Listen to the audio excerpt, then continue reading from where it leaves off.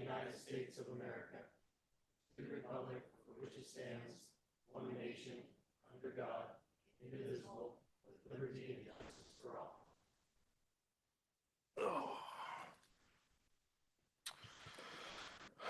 Well, the city recorder is out for tonight, illness, so we're going to have the city manager conduct the swearing in and oath of office.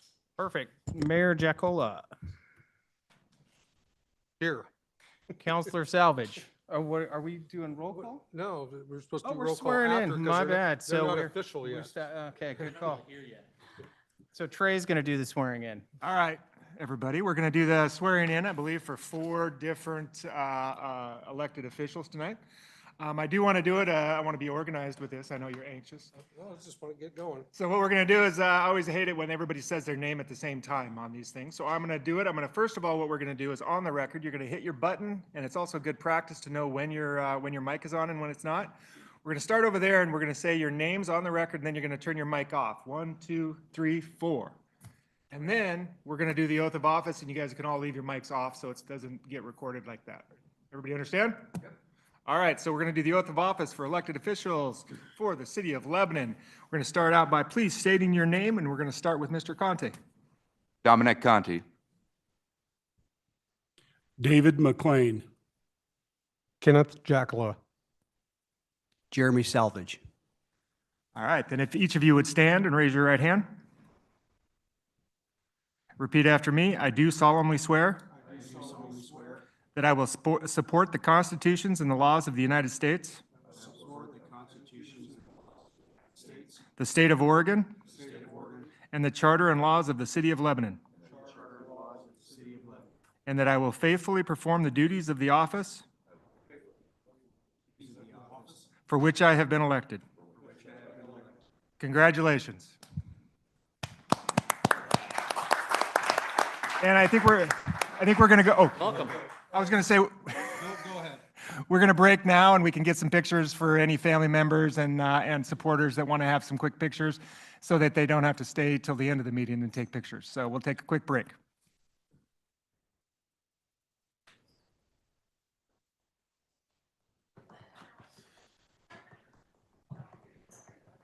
Congratulations, you get another 4 years. Yeah, I did. I forgot I was going to be sworn in tonight. Well, election campaign. You're having an extra campaign.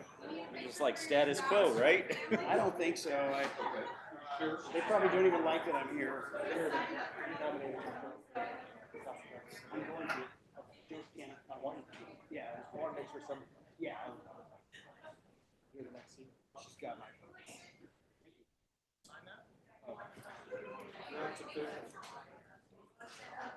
Julie will sign it. You guys will get a certificate once she's back.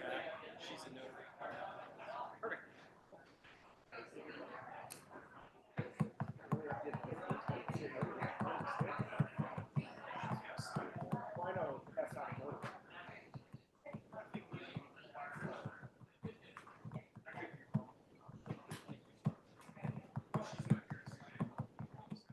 No, I'm agreeing. I just didn't think it had to notice. It's different. Legally, it's different.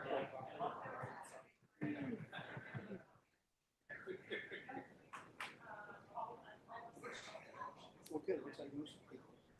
That's what I think. Yeah.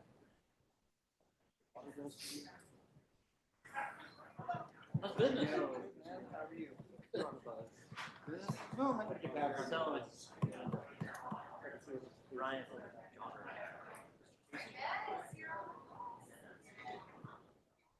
What'd you do now? I took the heat off of everybody else. I did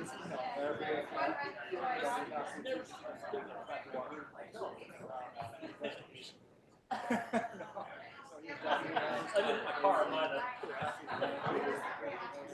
Shifts this.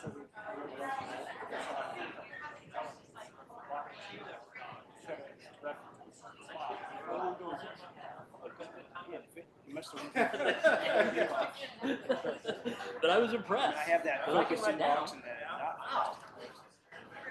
I'm sure. She's going. Yeah. I expected to recognize somebody, but nobody. Oh, my driver's license, really?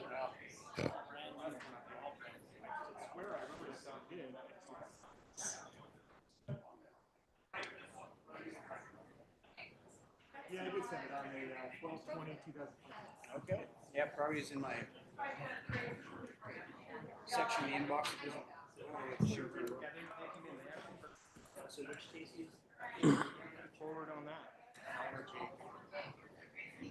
It's been showing up more and more. Have you heard we get interviewed by CBS? Good time to not live in California in your line of work, No, isn't it? All it's going to do is cause a bunch of Californians to move up here. Ah, that's good. Thanks for making me. Thanks for making me think of that. He didn't Another come for a while. 3,000 He started coming, dispersed and moved showing his to face again recently. Well, at least there'll be well-to-do what's that? ones from the areas that are burning. Yeah, they're going to cash out of the insurance, and all our insurance rates are going to go up, like they already have been. Well, if it makes our housing rates go up, prices go up, you know, that makes my equity It's low. only been a couple minutes. That fire down there was It's crazy. crazy. It started out with one.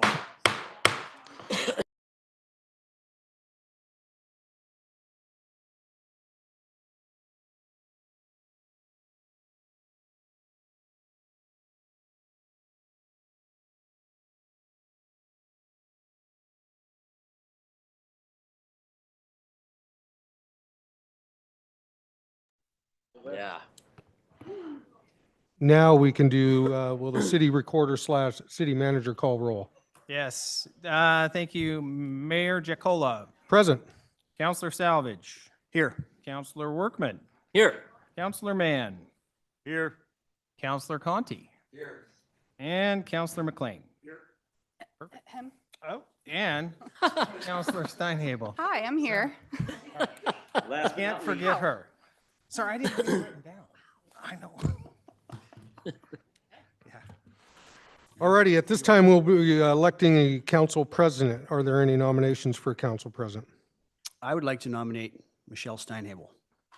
I second. Wow. Motion's been made to nominate Michelle Steinhebel to council president.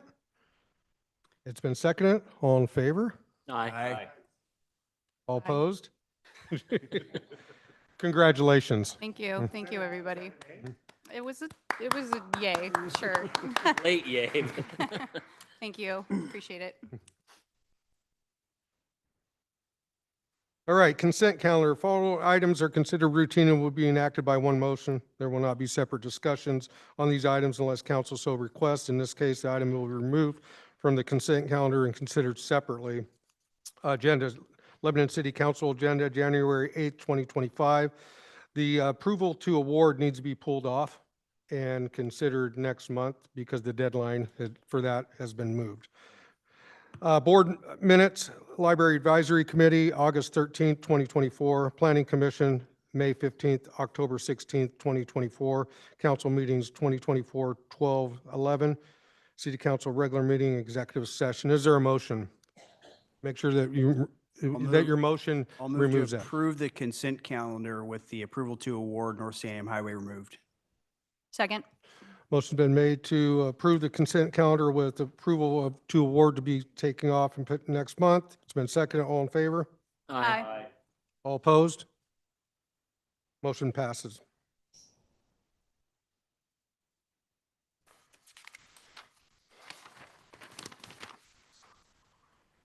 We'll go into, there's no presentations or recognition tonight. There will be public comments. Citizens may address the council by filling out testimony card prior to speaking and hand it to city recorder. Each citizen is provided up to 5 minutes to provide comment to the council. Council may take additional 2 minutes to ask clarifying questions.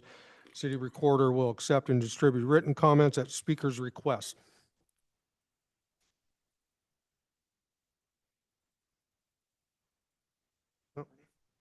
I just forgot it. There we go.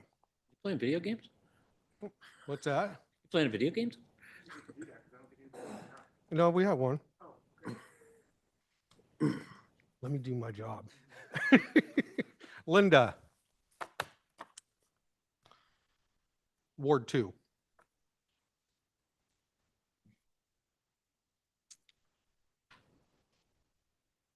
Make sure your mic's on. Little red light above, push. Good evening, Mayor and councilors. I have been told that the city plans to sell this building, Santiam Station, because the council is moving its meetings to the library and will soon no longer need the depot. Although I agree that the depot building should be once again repurposed, I object to its being sold. The depot was built in 1908 for the Southern Pacific Railroad to serve both freight and passenger traffic. With its iconic design, the depot is a centerpiece of Lebanon's history. It's a local treasure. It should belong to the people, not to a private individual or business. Because the depot is listed on the National Register of Historic Places, any plan to demolish or move the building would be subject to the approval of the City Council. But we cannot be sure that future councils would choose wisely. Neither can we ensure that a private owner wouldn't fail to maintain the building or wouldn't renovate it in a way that would conceal its historical importance, turn it into an eyesore, or both. I have no objection to renting out Santiam Station. Renting out the building would ultimately produce more income than selling it. But please don't take the building away from the people of Lebanon. It's our historical treasure. Thank you. Thank you.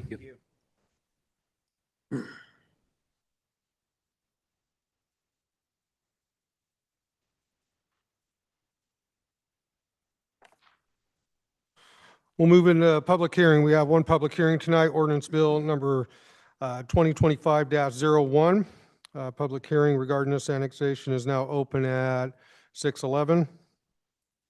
City Attorney, please read the hearing procedures. Tonight's hearing will be pursuant to the quasi-judicial hearings procedure set out in Oregon law. And that law is set out at 197.797. At the start of the hearing, we will ask council members to disclose any ex parte communications, conflicts of interest, or bias.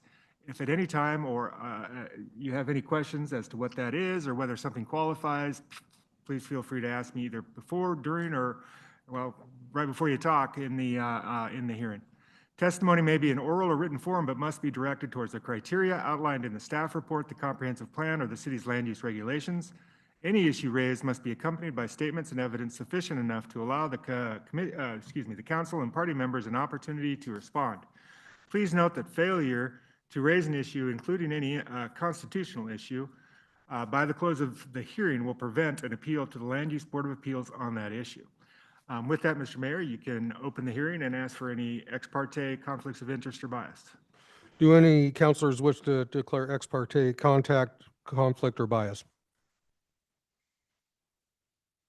Is there anyone in the audience that objects to the notice that was sent in this case or to the jurisdiction of this body to hear and consider the case?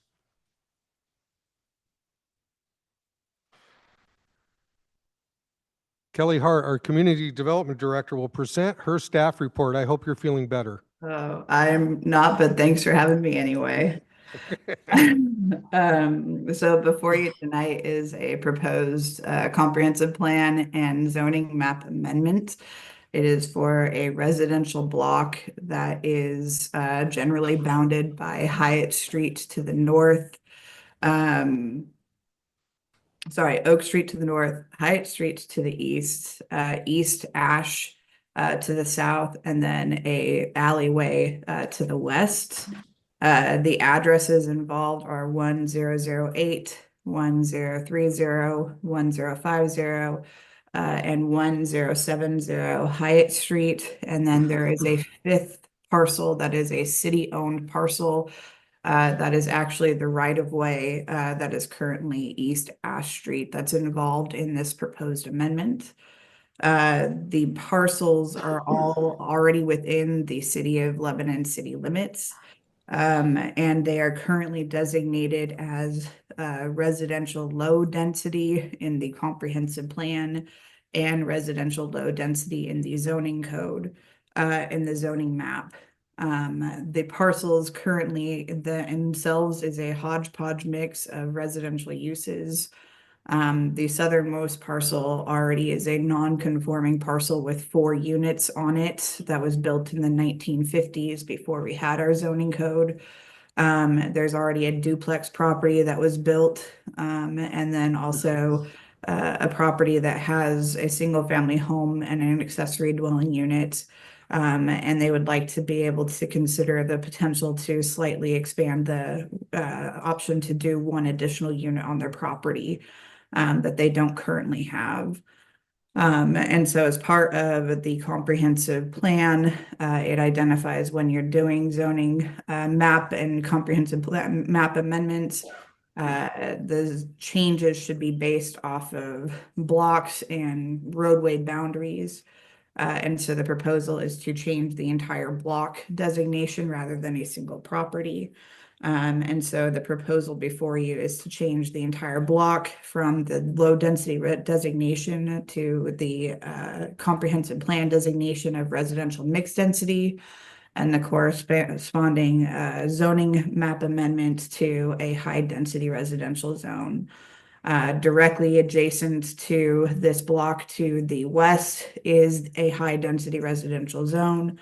And so it is consistent with the surrounding neighborhood as well.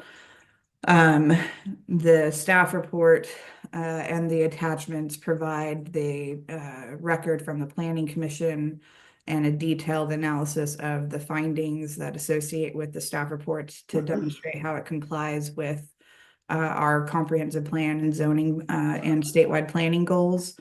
And then on December 18th, the Planning Commission conducted a public hearing, and at the conclusion of that public hearing, unanimously recommended that the City Council move forward with adoption of the recommended changes. So with that, that concludes my staff report.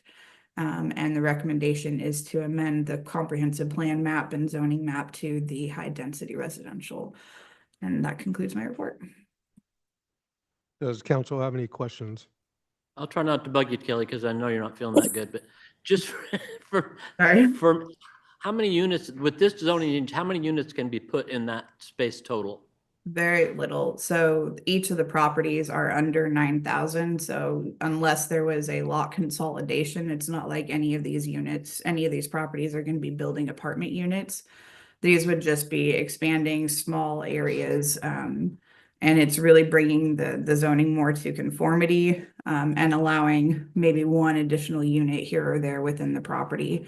It's not a significant densification, and you're not resulting in apartment developments for these properties, unless you were I to got you. consolidate all of these properties, which was not the identified intention. And each of these properties are owned by different individuals as well. I got you. And I know this went through the planning commission. It checked all the boxes. When I look at it visually, what I see is there's a pretty strong border in that alleyway between those streets where and this is kind of our first step over it. I mean, we're taking some low density from a pretty well delineated low density area. Yeah. So that I just wanted to make sure that I knew how many pieces were going in there and I know you don't know what the plan is, but what you thought of it. Yeah, so the applicant during the planning commission, the true applicant is one singular property, the one that's on the north end on Oak. They initiated the application. And truly the only development related proposal, which is not included as part of this, is the intention to take an area that they have available over their garage unit to convert it into one additional unit. And that's their hope and desire out of this. There's no other development that's been identified or even desired as part of this process at all. But for this purpose, the whole intention is to allow for that one over the garage unit to be able to be developed. I got you. Thank you. Mhm. Any other questions? Just a quick question, Kelly. You say that there were multiple applicants on this. Did each one of them have to pay their own fees, or was it all combined into one fee? So it's a single application form. It's one fee since it's one application, but we did require that each of the property owners provide a signature identifying that they accept the zoning change. Thank you. Any other questions? All righty. At this time, I'd like to ask the applicant for testimony.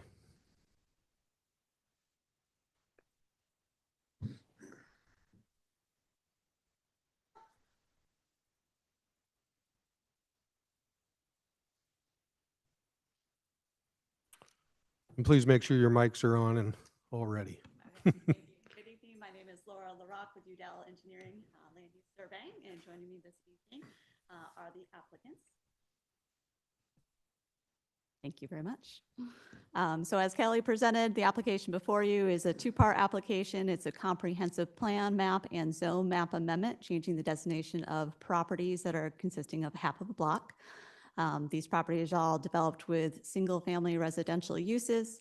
They're well served by the public street system, have availability to the public utility facilities, and they border currently the zone that is proposed to be applied to the property. As council has mentioned, there is a designated zone map out there that shows a delineation along an existing alley. This would extend the zone over that alleyway further to the east of the city. The property would be taken out of a low-density designation, which is shown as a surplus for the community currently, and then designated to a higher density. So this will help to meet the city's goals for their housing production, allows for a wider array of housing types to be developed. Since they're all developed currently and they're not under single ownership, it's not likely for the site to be redeveloped at a very high intensity use, but will allow for infill to occur on any of these sites. So with that, I'll conclude my presentation and turn it over to the council to see if you have any questions. Any questions of the applicant? I'm good. Okay, thank you so All much. righty, thank Appreciate you. the time. Thank you.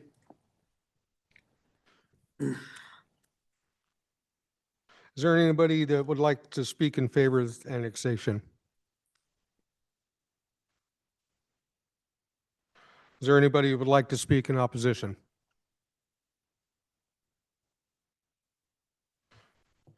Public hearing is hereby closed at 6:22. All further discussions limited to the council and staff at this time. Is there any question, comments? I asked mine. Nope. Kelly answered my question, so. Okay.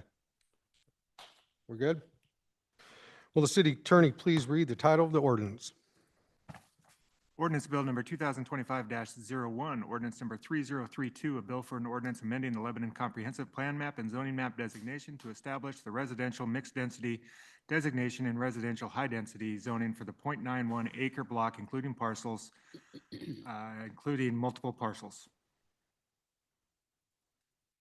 All righty, thank you. Is there a motion? I so move. Second.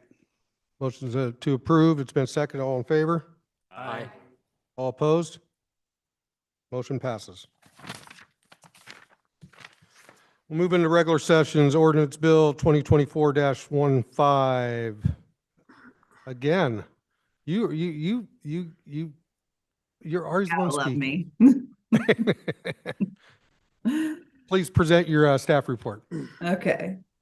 So I believe this is the fourth or fifth time that this item has come before council, but since we do have some new counselors on it, I'll sort of do the whole presentation over again.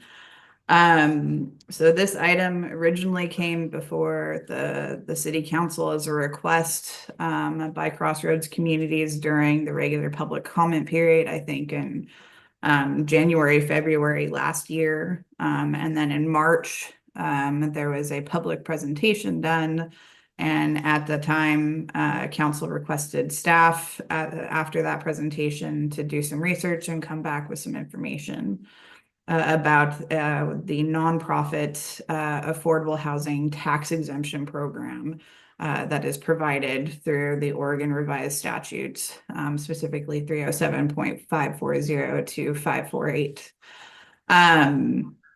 This nonprofit tax exemption is one of many that are available through the state that are automatically available or a city can opt into. I provided the staff report that provides an example of several that existing tax exemption programs that are available and currently utilized in the city by other properties that are providing affordable housing or housing for caretaker homes and that kind of thing. So this would be an additional type of tax exemption for different housing opportunities. And this would be for a very specific niche for properties that are owned by and operated by nonprofit corporations. In evaluating the properties that currently exist today, it is, as I said, for it being specifically for housing purposes. There are currently technically 3 properties that would be eligible for this tax exemption. However, one property that would be eligible for this proposed tax exemption is also eligible for a different tax exemption. So they're not even proposing to utilize this one. They're already currently utilizing a different one. So this new proposed tax exemption would only affect currently 2 properties in our city. And in the staff report, I identify those 2 properties and how they would currently affect the city. And in total, the anticipated impact to the city's costs would be about it would be an approximate impact of 8,000 for one and 4,600 for the other in terms of general fund impact. And so it's a fairly low impact currently. And then if you're looking to project year over year impact, you would add 3% to that year over year to identify the fiscal impact. Those are the 2 current properties that would be eligible for use of this. In terms of potential future use, this is not a well-utilized program. In talking to the county, we had a discussion with them about how readily utilized this program is. The county identified that this is not a readily utilized program because other ones are far more easy to utilize and easier to get. So it's not readily utilized, and other cities that do have it on the books, we provided in the staff report the example of the city of Albany. They have had theirs, this nonprofit tax exemption in place since 1993, and only, 9 properties since 1993 have taken advantage of this program. So it is not a readily utilized program in comparison to other existing tax exemption programs on the books. So in terms of how the program would be set up, we lay out in the staff report that you have a qualification requirement. You have to be a nonprofit organization that's a 501c3 or C4 that provides for all of the units on the property except for the manager's units would have to be reserved for low-income households. And it is defined within state statute what those low-income households would be. The first year it has to be restricted to 60%, and then any year thereafter it has to be restricted to 80% or below AMI, the area median income. And this tax exemption that the city council would be considering tonight is only in consideration of the city's portion of the tax exemption. The nonprofit organizations would be responsible of going to the other taxing entities to identify whether or not they would be willing to sign on to the tax exemption program as well. If they are successful in getting 51% of all taxing entities in Lynn County to sign off on this, then at that point, the property tax would be nullified to 0.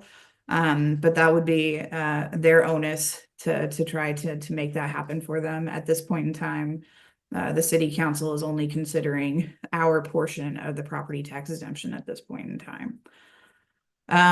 So this would be an annual administration process to verify that the property is maintained as a nonprofit entity. And we would simply verify that annually through an administrative review, and then present that to the county to ensure that they annually are provided their tax exemption purposes. So at this point in time, since we don't know what the impact would be to staff time on this, we're not proposing a specific fee for the processing of this.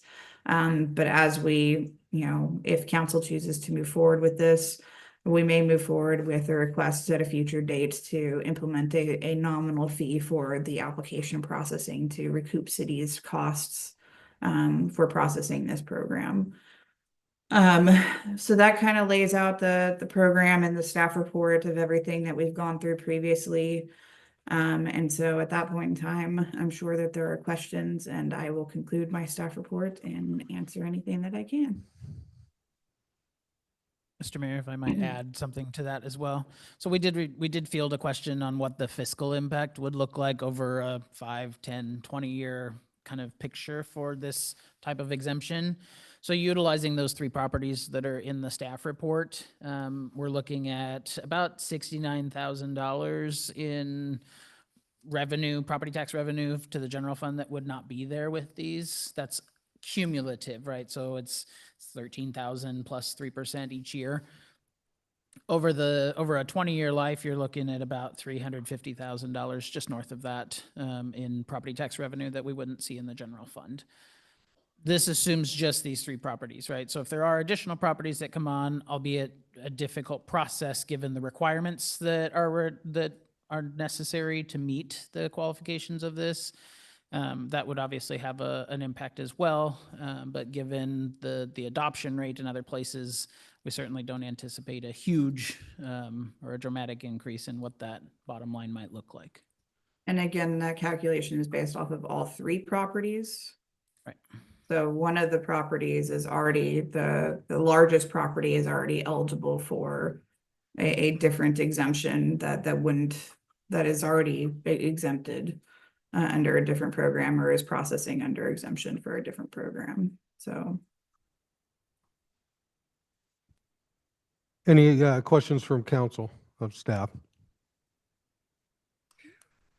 The piece about the fees was, a processing fee was new, I think. I don't remember hearing that before until tonight. Would that happen during budget when we adopt fee schedule, or is that something we also have to chew on? That would just be during adoption of a fee schedule. It was in the previous staff report as just it's okay, as a throw in there, but since we were having a more in-depth conversation tonight, I just vocalized it. Yeah, I appreciate you flagging that. I think that's a good idea.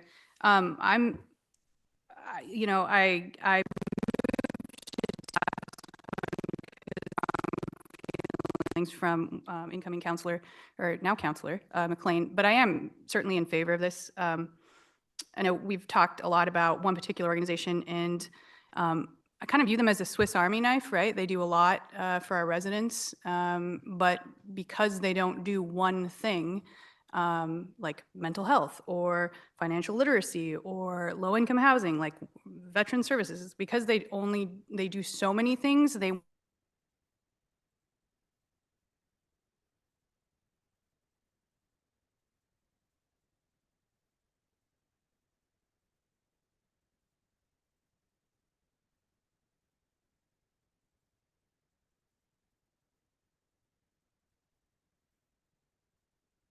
I'm sorry, the sound cut out.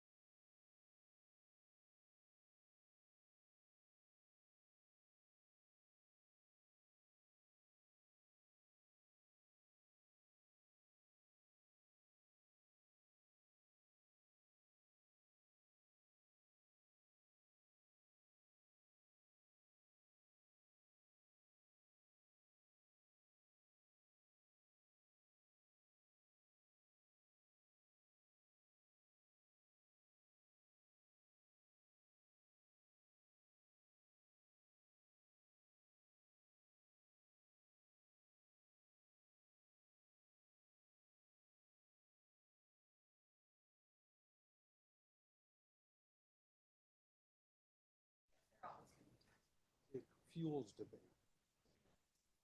We're doing it right now, doesn't it? If nobody's, and why waste time if nobody's going? Yeah. I like that.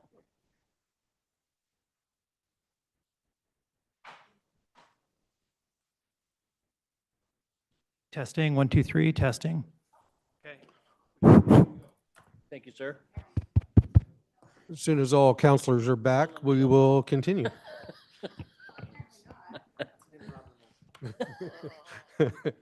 First one today.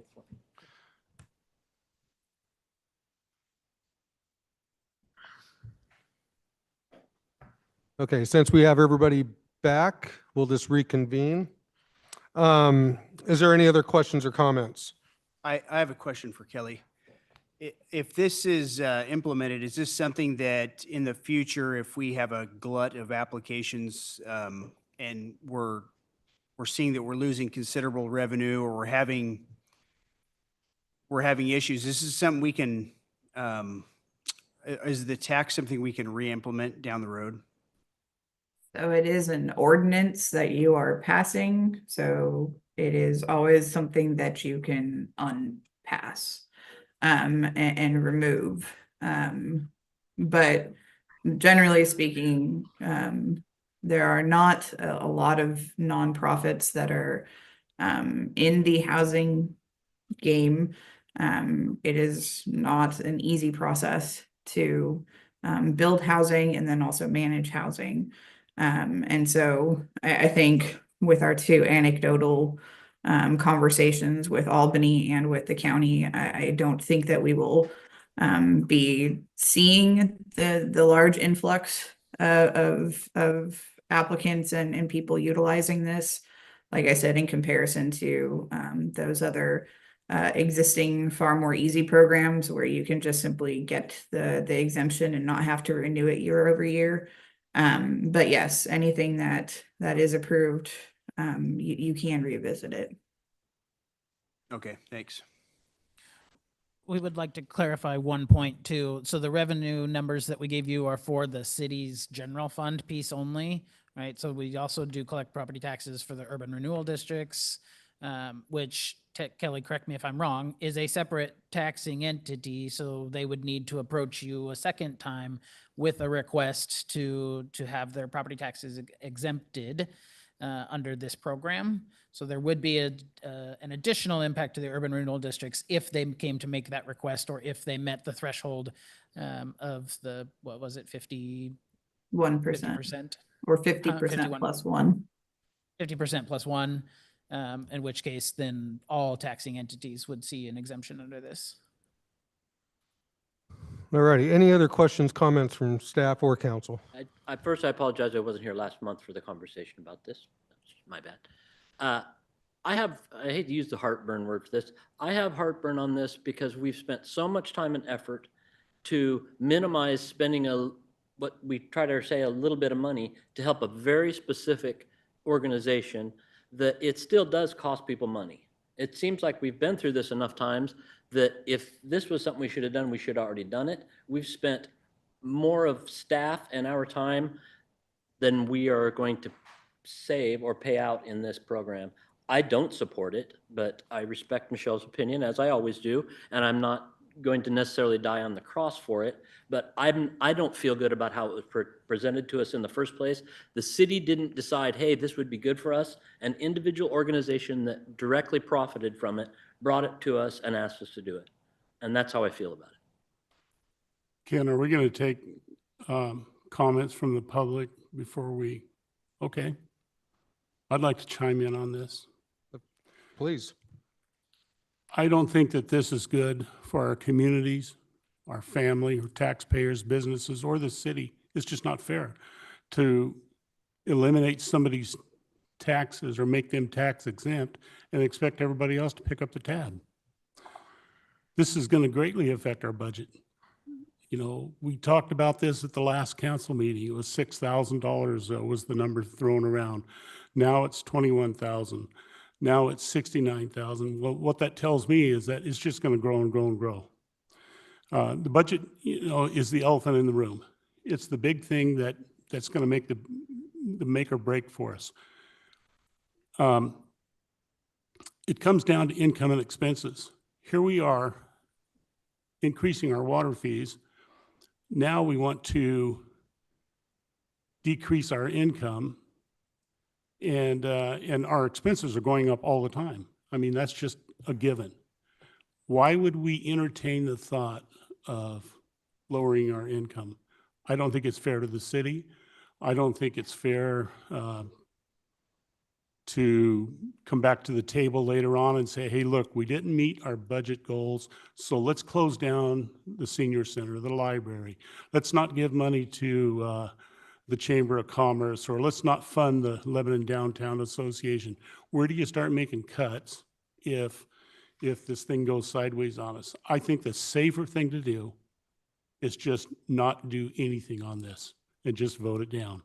I think that I'm not willing to jump into a pit of quicksand and drag the taxpayers in with me. If you want them to hate us, then vote yes on this thing.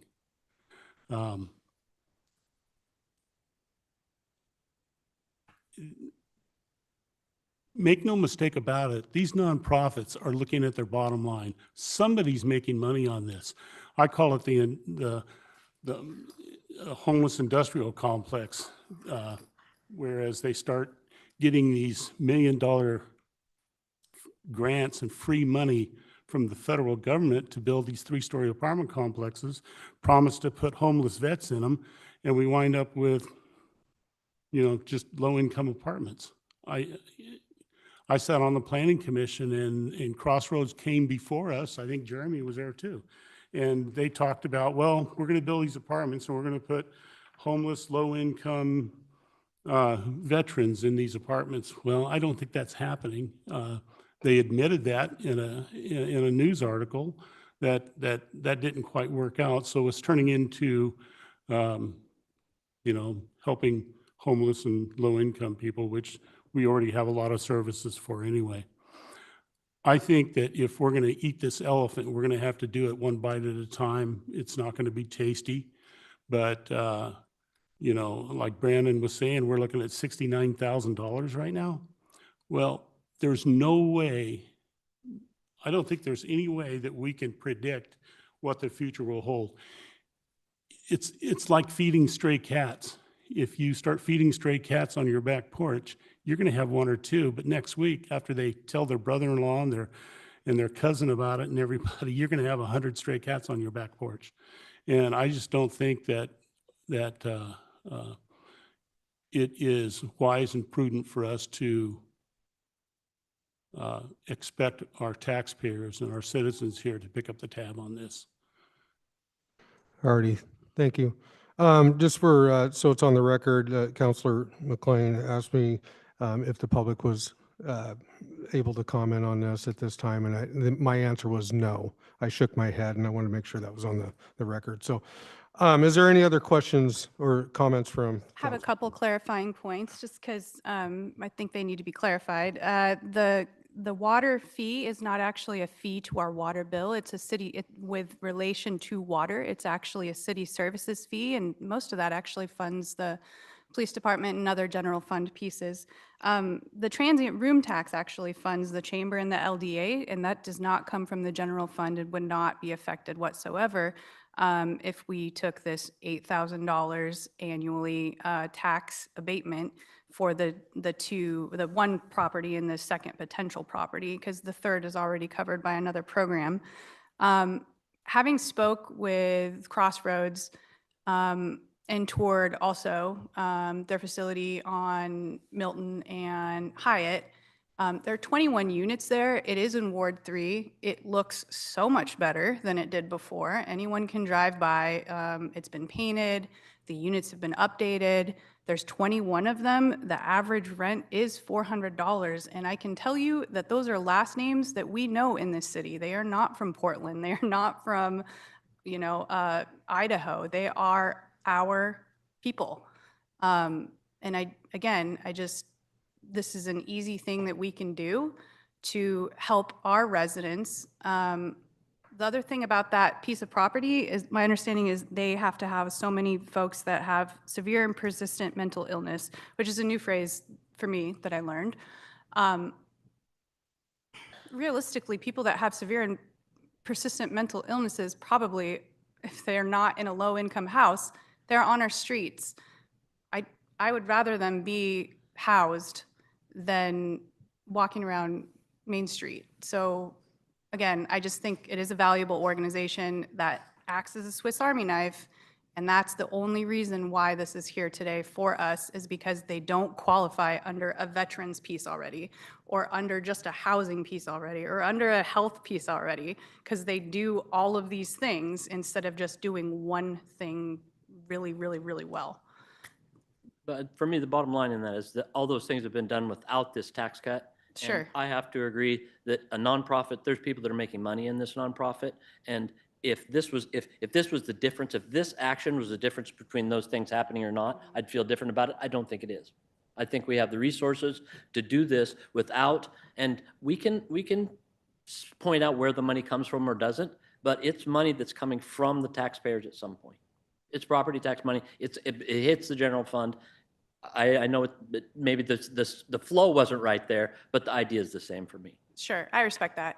I just want to make sure that the numbers are really clear. That 69,000 that was quoted from Brandon isn't a year. We're talking about over a decade? 5. And is that with all 3 properties? So really, we're talking about what we know today is 8. It's really only 6.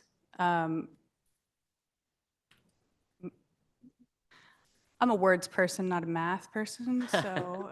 I just want this presented to me if that was the case, and how Yeah. it benefits Lebanon, not how it benefits two little organizations, one Sure. organization. That's But all. I think I'm looking we've- out for Lebanon, not Crossroads. I'll be honest. I get it. And I think we've heard that, though. Well, if it was said last time, I want to make sure Yeah. my voice is in that too. No, and this is, again, why I wanted to make sure it was tabled I appreciate for that. everybody to have this Thank you. discussion together, so. Well, my point is that we really don't know what it would bring. Now, I don't want to sound completely negative on this. I think that Crossroads does a lot of good for the community. I think they're well-intentioned. I think they're nice folks. I've heard that they're very professional and they're good at what they do. But it just comes down to, okay, so is everybody else. Is it fair? So if I could just kind of put a perspective on this, this council or any council shouldn't be addressing an issue that solves a problem for one entity, right? So when we're having this discussion, I know that this was brought forward. We have one very active and nonprofit in the community, and we all know that they asked for this and that it's something that might benefit them, or I'm not getting into the actual logistics of it, but it would be a law of general applicability. In other words, this is not limited to Crossroads or any of the other nonprofits. There could be a completely new nonprofit that comes in. There could be some formed. I just want to make that very clear that we're not legislating over one single, or trying to legislate over one single nonprofit. And if we are, we shouldn't, but it would be, even though that it may benefit that one nonprofit, it should be something that is beneficial for, if the council wanted to do it for more nonprofits than just the one that brought it to the attention of the city. And I kind of, And so I'm not arguing with anybody. I'm just saying, just recognize that from a policy standpoint, it's either good policy or not policy, or not good policy, and that's up to you guys. But it's not, directed just at one nonprofit. It's all nonprofit. Correct, and I appreciate that, because that is something as Lebanon we do. We work together with various groups and organizations to help our community, and I feel like if another organization wants to come do that, then yeah, they should be able to help pull our residents up by their bootstraps just as well. So thank you for that clarification. well, not to knock cat people with my comments about stray cats, but to your point, Trey, that's the point I was making. I'm not making a judgment at all, and that's not my job to say good policy. Whether it's good policy or bad policy, just, it would be the policy. And I was just kidding. You might have seen me cringing a little bit because I didn't like to see the focus of the debate move towards one entity, even though I recognize that how it got here and why it's being considered. But this council does general applicable laws that apply to everybody in the same circumstances. Yes, probably only one would take advantage of it immediately in this case, but, we should never, legislate just for, and difference between legislative and land use stuff, but legislate for just, an entity or one entity. That's not something we want to make a practice of. Thank So it's you. either good policy or bad policy for irregardless isn't a word, regardless of whether it applies to this one that we've also talked about. Thank you, I'm sorry, Trace. if I pointed out a name I shouldn't have, I apologize. But for me, the anecdotal evidence presented on how little this is used says that it's a waste of our time and money. If Albany's done it 9 times in how many years? 40. Like I said, 30 years. I'm not worth anything. I'm here but we've spent staff time, we spent a lot of money trying to decide this, that it's going to have so little impact. And it's become even the evidence I see from the anecdotal evidence of how it's used, there's other ways they can do this, and it's not good policy for everybody, because we do not know we don't know how it's going to affect us. It could be just this. It could be just this amount.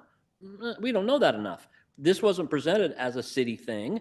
It wasn't an idea driven from staff. So I don't know enough about it to know that it's not going to turn into something else. So that's why I just can't support it. I'm sorry. I just can't.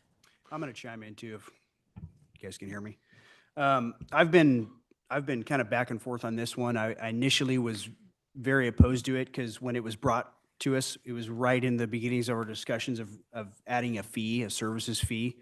And then as time went on and I was seeing that, oh, this is really a small impact, I was leaning more in favor of it. I think I've come back around. I have enough reservations about this that I keep thinking if the negative in my box outweighs the good, I just have to be against it. I think that Dave pointed out a good point that those developments have happened. The nonprofit that brought this to us has been able to accomplish those without this tax break. And with the numbers Brandon brought, 69,000 in 5 years, it would just take one more nonprofit to match the size or the same impact. So now you're talking 140,000 in 5 years. And that would only take one more nonprofit that came to town that did something like Crossroads. And I think for me, the biggest hold I have on this is it is still, this is the first month that the city services fee is on people's water bill. And I really have a hard time cutting revenue for a nonprofit. At the same time, we're asking the rest of the taxpayers to chip in, 10 to 15% on top of their normal water bill, which is it's a huge jump. And then my final kind of negative against it is as a first responder, I see the amount of resources, public resources that are used, whether that be police and fire, EMS, towards low-income housing. And I don't think at this point, scaling back on the revenue they generate when they're also contributing to the load is a good idea. So I've come full circle. I'm back on the voting no against this. There may be a time in the future when budget's great and we don't have a fee on the bill anymore, the water bill, and it's like, oh, this would be a great help for low-income housing in our community. But right now, that's not the time for me. Well said, Jeremy. Any other comments or questions of staff? All righty. Will the city attorney please read the title of the ordinance? A bill for an ordinance adopting the provisions of Oregon Revised Statutes, ORS Sections 307540 to 307548 regarding nonprofit corporations, low-income housing. Ordinance number 3031. Is there a motion? Move for approval. Second. Motion's been made to approve. It's been second. All in favor? Aye. Aye. I take a roll call. You Let me need a get roll this- call vote for this Let me get this one. straight. Approval for, Approving the ordinance. If you're voting no, it's nay. It's the next round. if I don't want it, You don't want to vote yes, you want to vote no, sir. That's been very Yes, clear. this is to approve the ordinance as written that would implement that plan. I fell for the same thing my first meeting. So the motion's been made, it's been seconded. Seconded. We have 2 yays. How many in opposition? Nay. hey, Nay. 4 nays. Do we need to do a roll call? Okay, the motion fails. Just for point of order, anybody at any time can ask for a roll call vote if they want. It just means you ask each person individually, and then you get it gets on the record that way. So if they're close, or if you just want to make sure that the vote is identified on the record, you can always ask for a roll call vote. Because sometimes people all speak at one time and I can't see everybody's mouth move, so. But that one was not that hard, so. Okay, we'll move on. Fiscal year 2024 year end and fiscal year 2025 financial update. Our financial director. New year, new things. So included in your packet tonight is a memo outlining kind of the fiscal status of the organization. It's not something that we have done, at least recently. Ron can attest, it has been quite a while since the council has seen a fiscal report. But one, it is just good practice. You as the city council are ultimately responsible for all of the city's fiscal happenings. And so it's best practice for us to provide you with an update on a somewhat regular basis. It is also part of an audit recommendation that has been there, that did pop up this year. They asked if the council had any kind of oversight over financial matters for the city. So we are planning to bring this to you on what we hope is kind of like a twice a year update, so that you keep current on what's going on and you can ask us any questions. Also included with that memo is what I'll call a checklist. So all of the items that we've sent out the door as far as expenditures is listed before you from July 1 to the end of November. And that we plan to include as part of my department head report on a more monthly basis, so it's not such a long list, because 24 pages of checks certainly is a lengthy list. So anyways, with that said, I'm just going to hit some highlights in the report, and certainly if you have any questions, I'm happy to answer them. Starting kind of broad, so from a city organization, we're going to look at what 2024 brought us. So the fiscal year 2024 ended June 30th, 2024.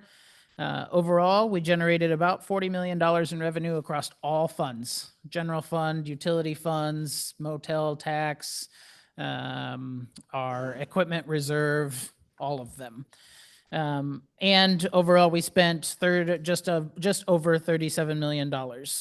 The 3 utility funds, water, sewer, and storm drainage, added about $2.2 million to their respective fund balances. That's in total across the 3. The lion's share certainly was seen in our wastewater fund, and some of that can be attributed to projects that did not kick off. We did have some savings as the West Side Interceptor project finished up. And then, as you all are aware, we will have some significant capital projects coming at the wastewater treatment plant. And so there is some being stocked away for mitigating what we would need to then take in debt service. So that's kind of the reason for the biggest increases in those funds. Interest earnings was off the charts for us. It was a very good year as far as interest earnings was concerned. And overall, on the expenditure side, total expenditures across the organization were about 35% basically less than what we had budgeted for. Again, a lot of that's, if you'll remember, a lot of our budget is capital. Capital projects are a huge chunk of our overall budget. And if projects don't kick off right away, or we have to set money aside in reserve for that purpose, then it gets set into the fund balances for future projects. So overall, the 2024 year was a decent year for us. Again, we brought in more than we spent. However, kind of whittling down to what is our favorite discussion, the general fund, that was not the case. As we have indicated before, the general fund is was on a path to continue growing a kind of deficit spending. And we did see that again in 2024. So if you see in the report overall, we generated about $11.7 million in new revenue, just less than 1% above what we had budgeted for, and spent just about $11.8 million, a deficit of $120,000. The prior year, 2023, the deficit was about $103,000. So it certainly is increasing, albeit slowly. We did have some savings on our expenditure side. Specifically, we had, scrolling, about 340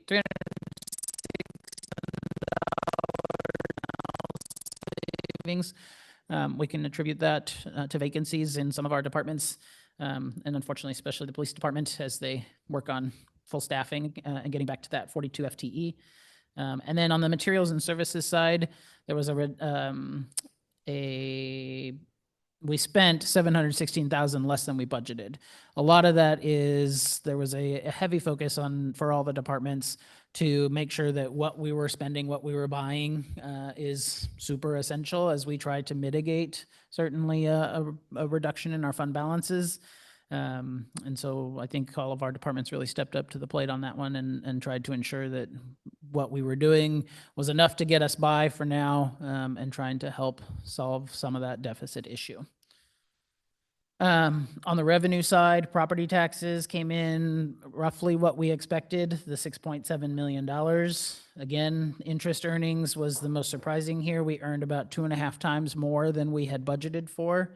And a lot of that is due to the fact that we saw interest rates move from just over 4% to 5.2% in just about a 12-month period. So that increase in interest rates certainly helps us as we have cash in the bank for our fund balances and our projects.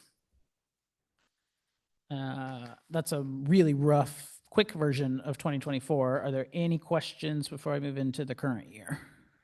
Just for the interest gains, and I'm trying not to sound like a credit union guy here, what's the term of those investments? Are those sliding? Are they going to adjust with prime or, okay. Yeah, so we don't have any actual like CDs investments like a CD, any actual investments like a portfolio of any kind.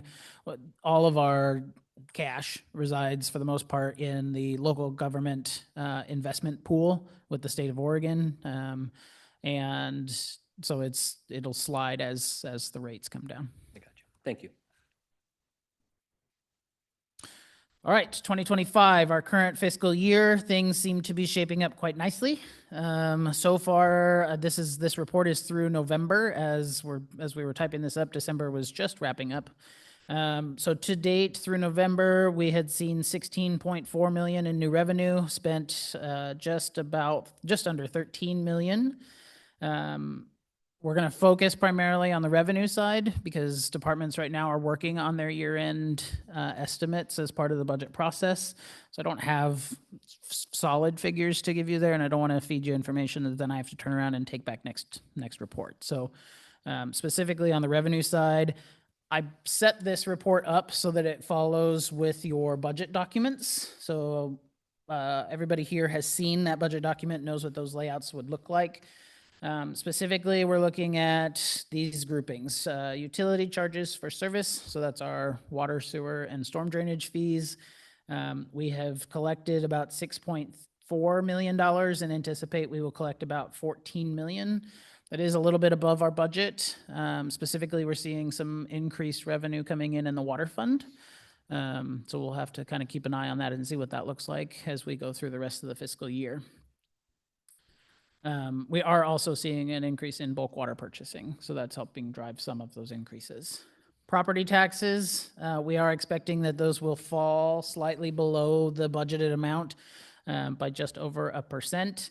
We had planned for a 4% increase in assessed value, and what actually came to fruition was 2.7%. To be honest, we're not entirely certain what is driving that, because the normal amount that you can expect, unless there is some kind of economic downturn, is a 3% assessed value increase at a minimum.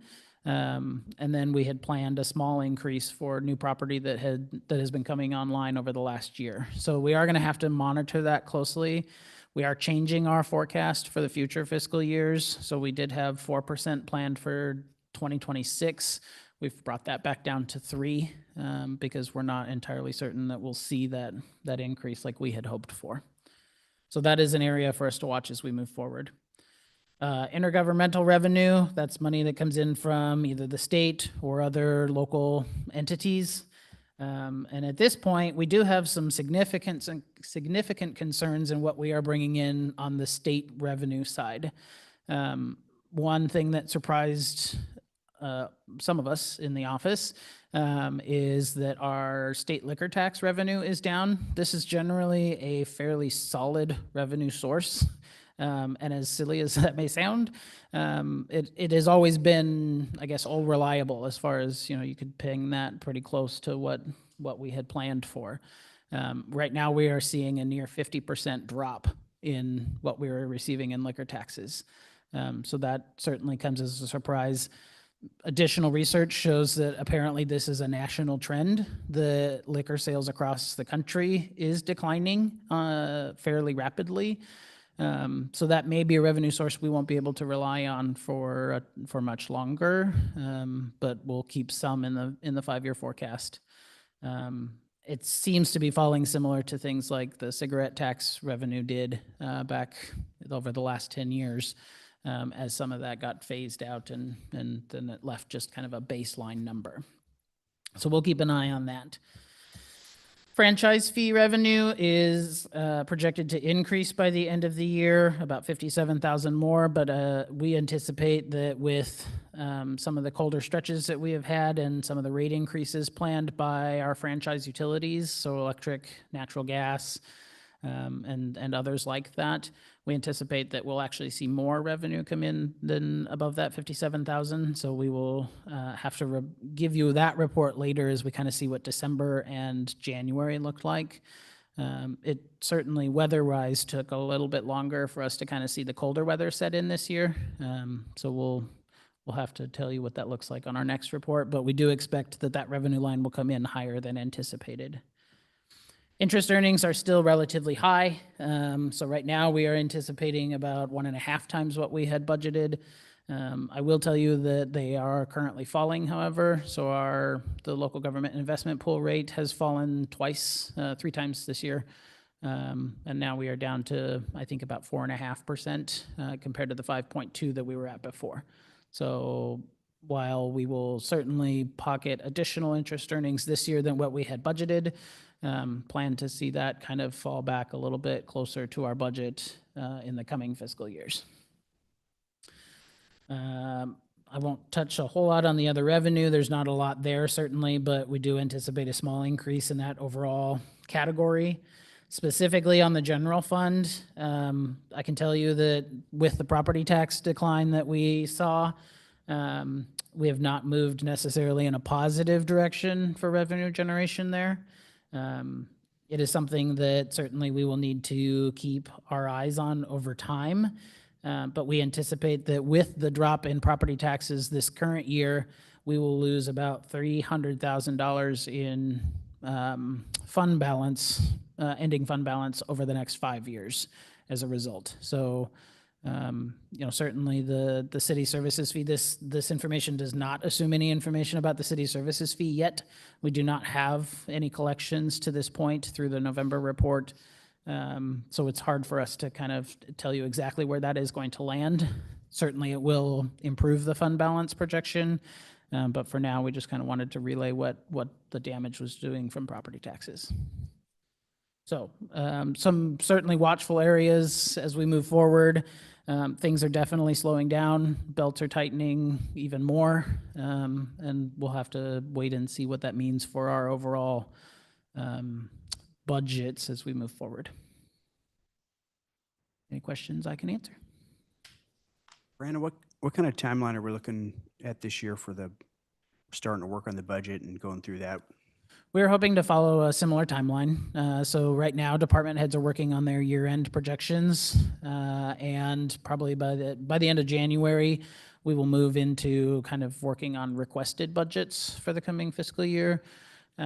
We are planning at this point a similar timeline with the budget committee. So we would hope the beginning of April, we would have our first budget committee meeting where we hand you your overall budget document, go through the budget message, and then give a 3 to 4 week time frame for you to kind of look that over, and have a couple of meetings to go through that document after that. So we're hoping probably approval by the budget committee in May, and adoption by the city council in June. We are hoping at some point to schedule a budget committee meeting in advance of kind of our first meeting, so to speak, to do some training. There are certainly lots of new budget committee members from the public that we have added over the last year, 2 new counselors, and we haven't really done a budget training for some of the other new counselors that have joined, so we think it'll be a good kind of refresher for some folks and definitely good information for newbies as they come in. So we're hoping to do that either late February or early March sometime.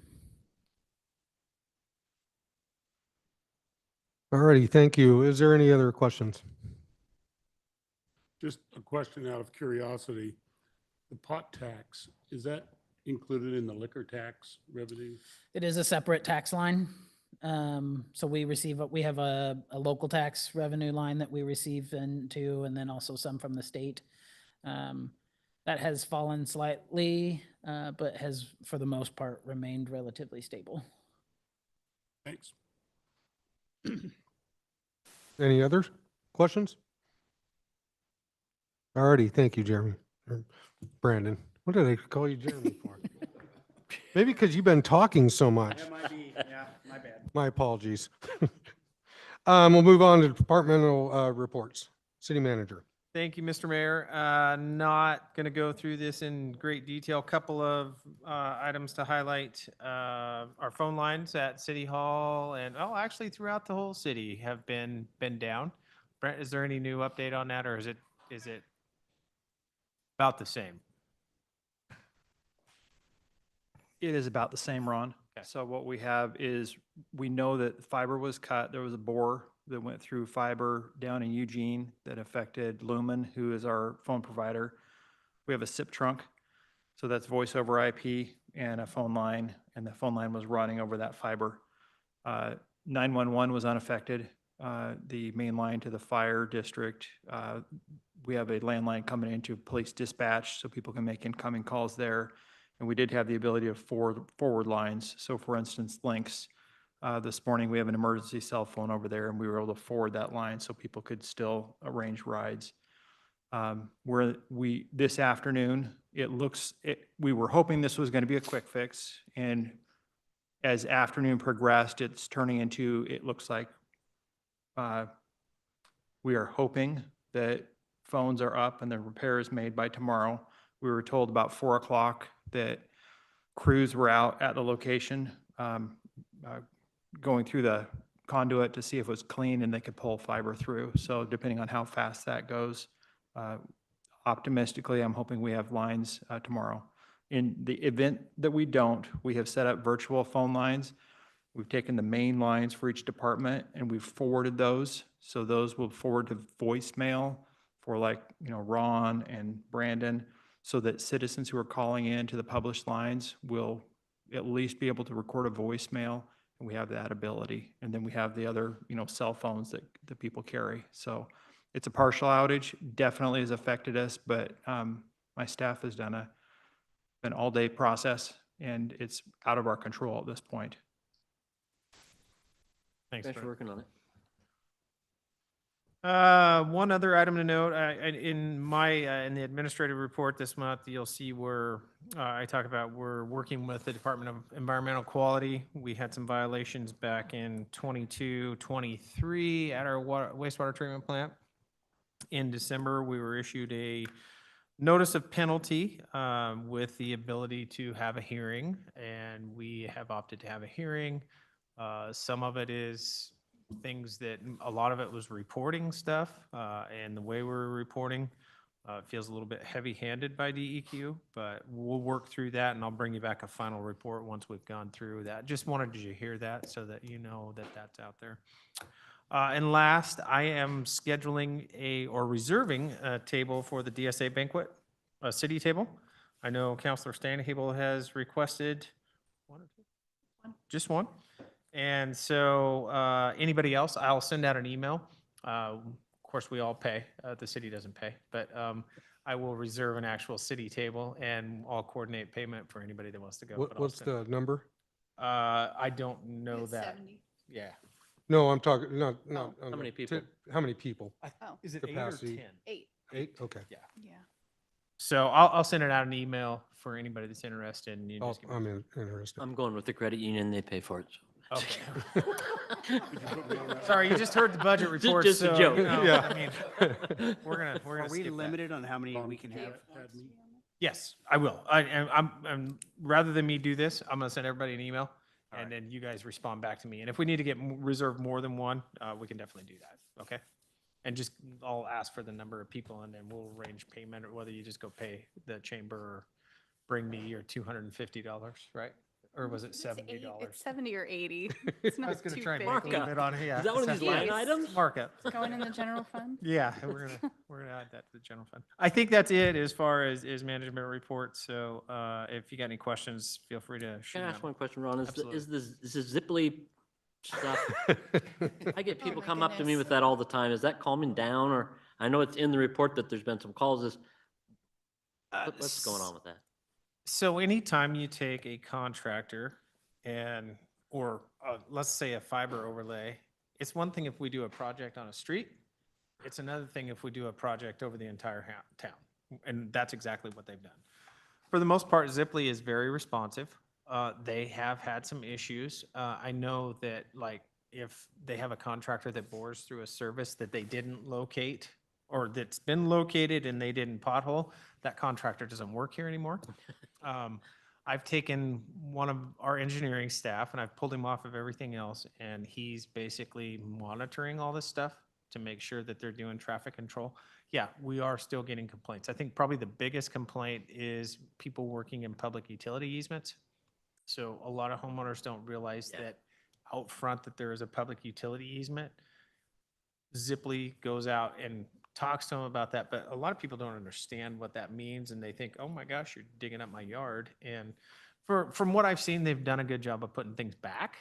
But yes, we are still getting complaints, and I expect that we will continue to get to, and we'll address them as we get them. Okay, thank you. Uh-huh. Any other questions? All righty. Move on to items from council. Is there any items from council that they'd like to bring up? I see on the agenda, we have Cascade West Area Commission on Transportation Representative, and I know that was previously me, so I guess this is my item from council to be discussed, because I really would appreciate if someone would step up and take this role from me. Perhaps maybe a new counselor would be willing to take this. It's a nice learning opportunity to see how all of the area agencies work together on here. Michelle, thank you so much. You're so welcome. Is there anybody who would like to volunteer for this? It'd be the primary position. The secondary or the alternate is the city manager. So you'll do it? Thank you so much. Thank you. I was going to see if I could negotiate. I think I have to be the budget committee guy. I thought, That- maybe, yeah, we could make it. That made that so much easier. Thank you so much. So appreciate that. Yeah, you'll On the new find guys. out that there's a lot of additional duties besides just like being a counselor that you'll be. It'll be a good learning. Yes, that you'll be assigned to. That brings me into an item I'd like to bring up that being a counselor mostly to the new members, and just to remind, I guess the veteran counselors, it's a big commitment. Make sure we're ready when we come to meetings. Make sure we look over the packets. Make sure you ask questions. The staff is more than willing to meet with you and answer any question you might have. So just remember, be prepared. What we're doing this for the citizens of Lebanon. And it's it's a big responsibility to make sure that we represent them correctly and with the education needed to make the proper decisions. So, all righty. Is there any other items from council? Since I wasn't here, I didn't get, if KJ or was watching, I appreciate the two counselors that left. I didn't get a chance to say goodbye to them. Kind of feel bad and welcome our new hands. Any other items? All righty. Yeah, I had one question. When does Dom and I's picture get put up? You know what? Frank takes care we of will that. work on that. So without our City recorder. city recorder, who really runs most of the show, yeah, I could take a picture, but you probably don't want me to do that. It's not going to look Can we near. as just good. send one in? I believe that our city recorder, Julie Fisher, will reach out and set up time to get nice portraits taken. And now that you've been sworn in, she'll ensure that you get on the wall ASAP. Or if you have, It's a whole production. or if you already have one There's lighting. in a digital format, you can just forward it to her. That's what mine is. They just used my campaign Yeah, one. see, That was the only good picture I had of me. I know. I look like a president there. Yeah. You know, you might want to consider leaving someone else's photo up there because sometimes the public can be kind of rough. They'll find you at Walmart now. That is a joke. So, okay. Any other items? We'll work on that. So. Thank you. Okay, is there any public or press comments, additional comments? Given the opportunity now. Okay. Next scheduled council meetings is January 22nd, 2025, ethics training at noon at the Lebanon Public Library. Please register if you haven't already. I think I need to register. Yeah. So, February 12th, 2025, regular city council meeting, 6 p.m. We're going to be moving into executive session, so we'll take a 5-minute recess so we can clear the room and can commence with the executive session. Dave, I'm going to grab this from you. You guys will get this back. We sign it and a certificate.